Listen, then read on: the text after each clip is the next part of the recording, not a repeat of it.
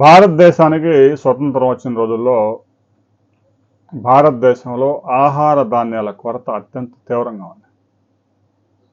భారతదేశానికి స్వతంత్రం రావడానికి కూడా అది ఒక ప్రధాన కారణమని మేధావులు చెప్తూ ఉంటారు. జనాభా 50 కోట్లకు చేరింది. కనీసం 20 కోట్ల మంది జనాభా తినడానికి అవసరమైన ఆహార ధాన్యాలు కూడా భారతదేశంలో పండడం లేదు. పెద్ద ఎత్తున దిగుమతి చేసుకొని జనాల్ని పోషించాల్సి వచ్చింది. అమెరికా నుంచి గోధుమలు ఓడలో వస్తే తప్ప ఇక్కడ భారతదేశంలో పిల్లి లేగవదు పొయ్యిలో నుంచి అని పెద్ద ఎత్తున చెప్పుకునేవారు.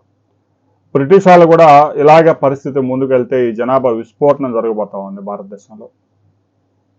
ఒకేసారి ఒక్కొక్కరు 6, 7, 8 మందిని కంటా ఉన్నారు. ఇదే గనక కొనసాగితే రాబోయే రోజుల్లో భారతదేశంలో ఆకలి కేకలతో కోట్లాది మంది మరణించే ప్రమాదం ఉంది. మనం ఇక్కడే కనుక ఉంటే దానికి బాధ్యుల్ని బ్రిటిష్ వారిని చేస్తారు కాబట్టి వెంటనే భారతదేశం వదిలేసి వెళ్ళిపోయారు 2 ముక్కలు చేసి. ఆ తర్వాత అటు పాకిస్తాన్ ఇటు ఇండియా, కొన్ని రోజుల తర్వాత బంగ్లాదేశ్ పాకిస్తాన్ నుంచి విడిపోయి ప్రత్యేకంగా దేశంగా ఏర్పడింది. అయితే గడిచిన 50 సంవత్సరాల్లో హరిత విప్లవం మొదలైన తర్వాత రైతుల కృషితో కొత్తగా ప్రాజెక్టులు వచ్చి నీటిపారుదల సదుపాయం అందుబాటులోకి రావటం, హైబ్రిడ్ వంగడాలు అందుబాటులోకి రావటం, విపరీతంగా రసాయనాలు పురుగు మందులు ఉపయోగించడం, ఏదైతేనే 5 కోట్ల టన్నుల నుంచి ఇవాళ 35 కోట్ల టన్నుల ఆహార ధాన్యాలని భారతదేశంలో పండిస్తూ ఉన్నాం.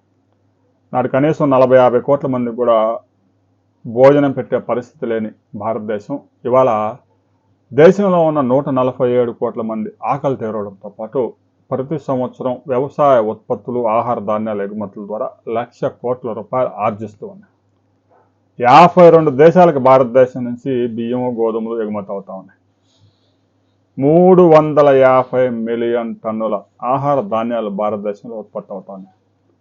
మన అవసరాలకి 270 మిలియన్ టన్నులు సరిపోతాయి. మరో 80 మిలియన్ టన్నులు ఎగుమతి చేస్తూ ఉన్నారు. ముఖ్యంగా బియ్యం ఎగుమతుల్లో భారత్ ప్రపంచంలోనే అగ్రదేశాల జాబితాలో చేరింది. అయితే ఈ పరిస్థితుల్లో రైతుకి వనకూడింది ఏమిటి? గడిచిన 50 సంవత్సరాల్లో రైతుని బలిపెట్టారు. 40 లక్షల మంది రైతులు ఆత్మహత్య చేసుకున్నారు. ప్రభుత్వం మాత్రం అధికారిక గణాంకాలు మాత్రం 2 లక్షల మంది రైతులు చనిపోయారని, 3 లక్షల మంది అని, 4 లక్షల మంది అని చెప్తూ ఉంటారు.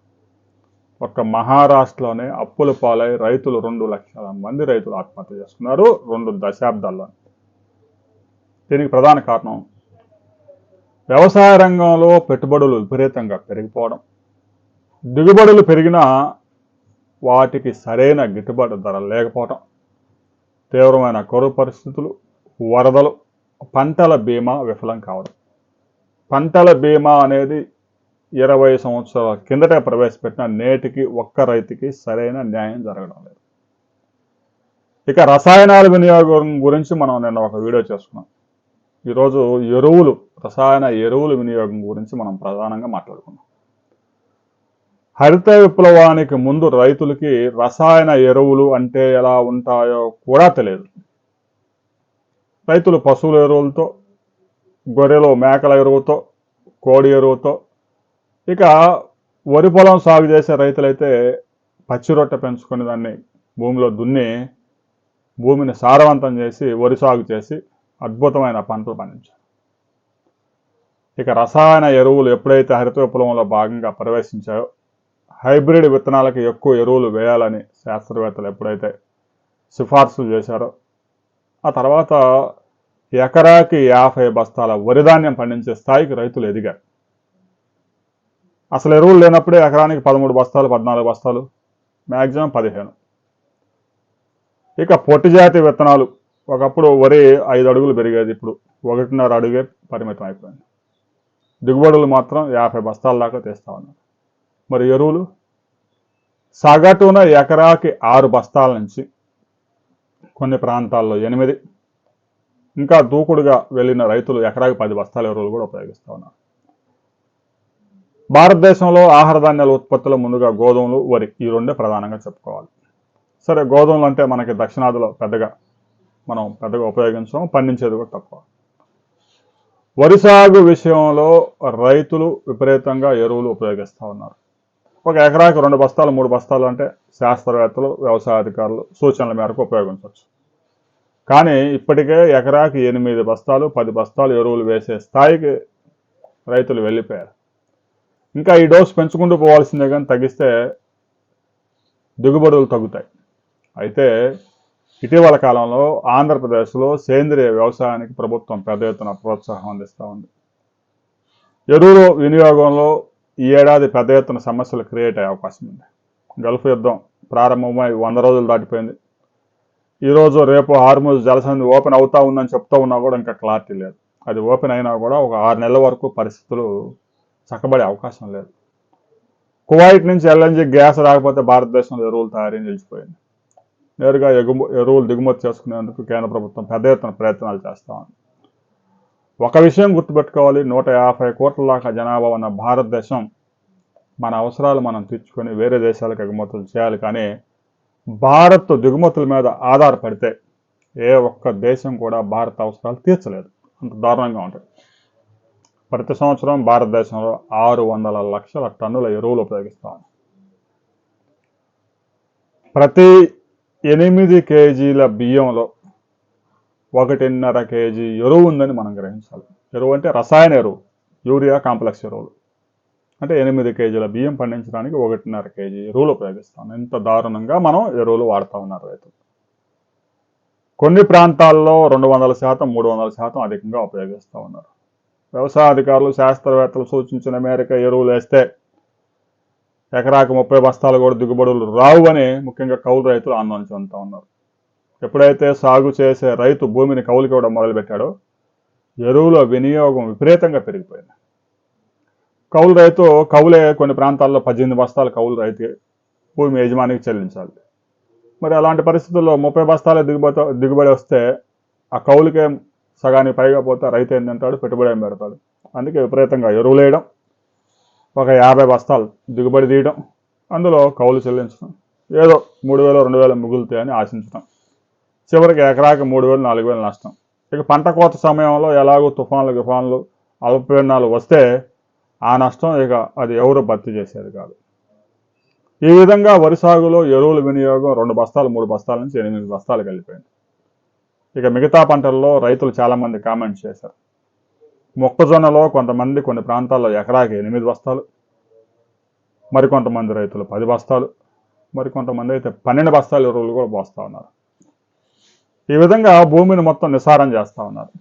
ఇక మిర్చి సాగులు అయితే ఎకరానికి 10, 15, 20 బస్తాల ఎరువులు కూడా వాడుతూ ఉన్నారు. ఈ విధంగా రసాయన ఎరువుల వినియోగం విపరీతంగా పెరిగిపోయింది.